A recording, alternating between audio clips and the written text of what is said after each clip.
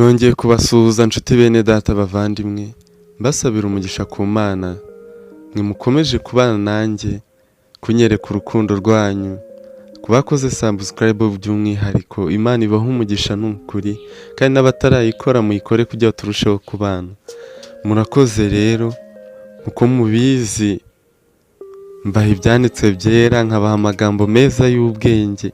Uyu munsi nakuzaniye amagambo meza avuga ati ese burya ujya umenya ko Imana iteka ijisho ryayo rihora kuri wowe, ryitegereza ibyo uba ukora byose.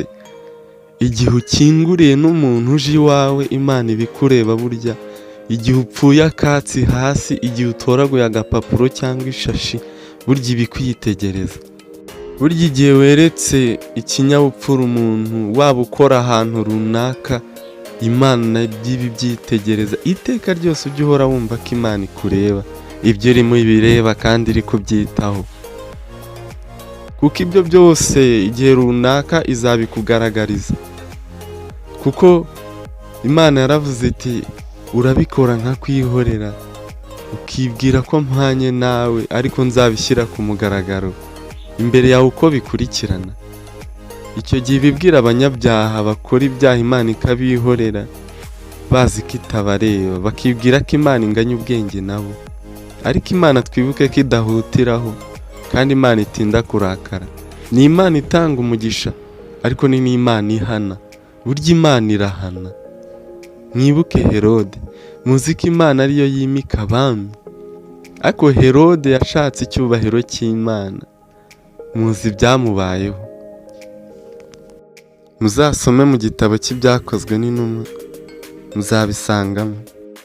Reka mbiherere ati cyanditswe nk'uko bisanzwe, maze kubasuhuza mu ijambo. Some muri Yakobo ibice 3, umurongo wa 18. Aravuga ngo, kandi imbuto zo gukiranuka zibibwa mu mahoro, n'abahesha abandi amahoro. Iteka ntuzakiranuka udatanga amahoro, utayaha abaturanyi, abo mukorana n'abo mugendana. Ariko igihe ubiba amahoro ni nayo usarura, kuko tubizi neza ko icyo ubibye ari cyo usarura. Igihe utanga amahoro, nawe uzasarura amahoro. Kandi twisomere mu gitabo Pawulo yandikiye Abefeso ibice 4 umurongo wa 1. Aravuga ngo, nuko ndabinginga jyewe imbohe y'Umwami Yesu, ngo mugende uko bikwiriye ibyo mwahamagariwe, mwicisha bugufi rwose, mufite ubugwaneza bwose no kwihangana, mwihanganirana mu rukundo. Mugenzi wawe nakugira nabo mwihanganira, umubabarire, kuko ubundi umukristo nyakuri ukwiye kubabarira umuntu wakugiriye nabi, kabone nubwo atagusaba imbabazi. Utegetswe kumubabarira, kuko ijambo ry'Imana riravuga ngo ukunde mwene so nk'uko wikunda, kandi ubabarire ukugiriye nabi inshuro nyinshi cyane. Burya rero nakubwiraga ku bijyanye n'uko Imana ikwitegereza, n'utuntu igenda igushyira imbere tw'udusuzuma ngo ikurebe. Ntabwo rero dushobora kumenya ibizamini byose Imana izaduha, ariko hari bimwe dushobora guteganya dushingiye kuri Bibiliya. Uzageragezwa n'ibintu bihinduka, amasezerano adasohora vuba nk'uko wibwiraga. Icyo gihe hari igihe Imana itinda kugusohorera amasezerano, kugira ngo nyine ipime kwihangana kwawe, cyangwa se irebe niba utayikurikiye uyishakaho ibyo yakubwiye, utari kuyishakaho amazu, izo modoka nziza, ndetse n'ibindi by'ibitangaza. Ahubwo irebe basi niba unahangayikishijwe n'ubugingo bwawe, uri kunihira ubugingo, wibaza uko ejo hazamera, wibaza nese numara gupfa bizagenda bite. Ibyo nabyo Imana irabireba, hari igihe itinda kugusubiza kugira ngo ibanze kurebe. Imana ikaguha ibibazo bigaragara nk'ibidafite umuti. Urugero, hari igihe Imana rwose yanzura ko uzatinda kubyara ibishaka, igira ngo igupime. Icyo gihe kwa muganga ntacyo bakora ngo baguhe urubyaro, kandi nawe nta n'ibiryo warya ngo urubone. Imana ikakunyuza aho hantu kugira ngo wowe ibanze kurebe. Ariko tuzi ko na Sara yavugije impundu abyara umwana ari mu myaka 90. Imana ikakugerageza, amasengesho wasenze agasa n'adasubizwa, abantu bakuvuga nabi kandi urengana, ngo ese buriya arasenga arishushanya, kandi mu by'ukuri Imana iyumva, ndetse n'ibyago bidafite impamvu bikaza mu buzima bwawe.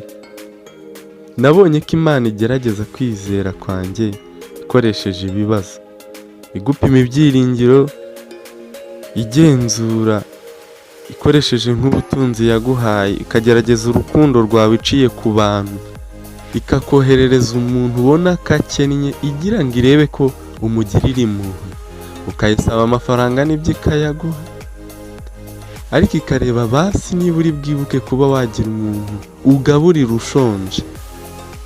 Burya tuzi neza ko ibyago n'amakuba ari byinshi ku mukiranutsi, ariko Uwiteka amukiza muri byose. Iryo ni ijambo ry'Imana.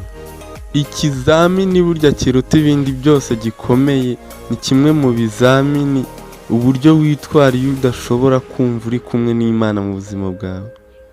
Igihe wumva uri kure rwose ukomanga wapu ukabona ntikumva, ukabona iguteye umugongo, icyo ni cyo kigeragezo wumva gikomeye. Hari uwo Imana imera nk'iyihishe, wayishaka ukumvisa n'iri kure yawe. Umwami witwa Hezekiya yanyuze mu kigeragezo. Bibiliya iravuga ngo Imana yamuretse imugerageza kugira ngo imenye ibyari mu mutima we byose. Hezekiya yari umugabo wubahaga Imana, wakoraga imirimo myiza, kuko tuzi neza ko yanamwongereye iminsi yo kubaho. Hezekiya yaragendanye n'Imana, ariko bigeze nk'icyo gihe byose byagendaga neza, Imana iramwitarura ngo igerageze kamere ye kugira ngo ihishure intege nke ze, bityo ashobore gutegurirwa gukora imirimo ikomeye kurutaho. Hari igihe burya Imana ibanza kukwihorera, iri kugutegurira ubutumwa, iri kugutegurira amashimwe ndetse n'ubuhamya bukomeye. Burya iyo umaze kumva neza ko ubuzima ari igeragezwa, usobanukirwa ko nta kintu na kimwe kiza mu buzima bwawe kidafite impamvu. Buri kantu kose uba ugomba guhita wumva ko karimo impamvu. Burya n'akandi kantu kose kaza gasa naho ubona ko kadafatika ari ubusabusa, burya gafite gahunda yo guhindura kamere yawe. Burya buri munsi ni umunsi ukomeye, buri dakika ni uburyo Imana iba iguhaye bwo gukura mu mico, kugaragaza urukundo cyangwa kwishingikiriza ku Mana. Hari igihe Imana ibona wayiteye umugongo nayo ikagukurura, kandi burya abana Imana ikundira bafuhira, abayibazirika kigufi ntigituma bajya kure yayo. Burya ibigeragezo biri mu buryo butandukanye, hari ibyo ubona wakwihanganira n'ibyo ubona bikurenze, hari ibyo ucamo rwose ntunabimenye kuri kugeragezwa, ariko burya tuzi neza ko mu bigeragezo nta muntu n'umwe Imana igiye ikigerageza atashobora kwikorera. Ibanza igakuramo ikikwica, ikagusigira ikikwigisha. Inkuru nziza rero ngufitiye ni uko Imana yifuza ko utsinda ibyo bigeragezo by'ubuzima byose. Niyo mpamvu itajya yemera ko ibigeragezo uhura nabyo byarusha imbaraga ubuntu iguha ngo ushobore guhangana nabyo.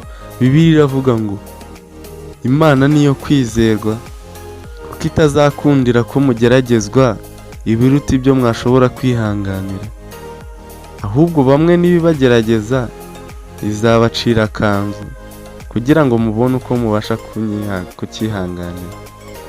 Imana ibagirire neza rero, kankushimire we wabanye nanjye. Imana iguhe umugisha. Wowe utarakora subscribe ntugende utayikoze, kugira ngo turusheho kubana ibiganiro byiza nk'ibi ngibi ntibikagucike n'ubutumwa